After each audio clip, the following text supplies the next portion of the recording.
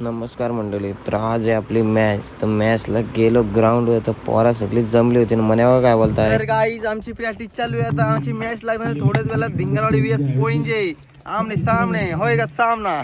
मग का देवा कसा बॉल टाकताय, एकदम परफेक्ट ॲक्शन आहे का नाही. विषय टॉपचा. तिकडं उडवला टॉस ना, टॉस उडवल्यास म्हणलं आपली आहे बॅटिंग. तर बॅटिंगला उतरलं, चालू पवेलियनमध्ये. तिकडं दुसऱ्या पवेलियनमध्ये पोहोचल्यावर पण्या भाई आहेच आपला टॉपचा विषय दाखवायला. तसं कमबॅक करायचे ना.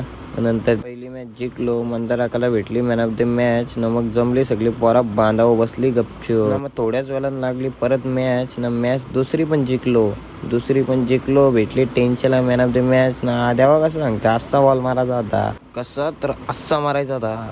आद्या व्हायचा कसा विषय टॉपचा आहे. टॉपचा बंदा आहे तो. विषय टॉपचाच असणार नेहमी. पण्या बसलो होती तर पप्पासोबत. नंतर परत झालं चिट्ट्यांच्यात भेटली बाय, तर बोरा खुश झाली होती. आद्या बघ असा नाचताय परत. बघ हा बॅट घेऊन नाचताय पाठी. यस नाही किशोर काय बोलताय. आद्या का बघून काय सगळी पोरा पण लगेच जल्लोष करायला लागली. खुश होती सगळी पोरा. म्हणे कशी चिठ्ठी दाखवत आहे बायची. तर रनरअप झालो टुर्नामेंटमध्ये. खूप चांगलं वाटतंय. आम्ही खूप प्रयत्न केले, खूप वेळा हारलो होतो. घराचे कांड पण माझ्याकडूनच झाले होते. तर एवढा काही विषय नाही. तर भेटू पुढच्या ब्लॉगमध्ये.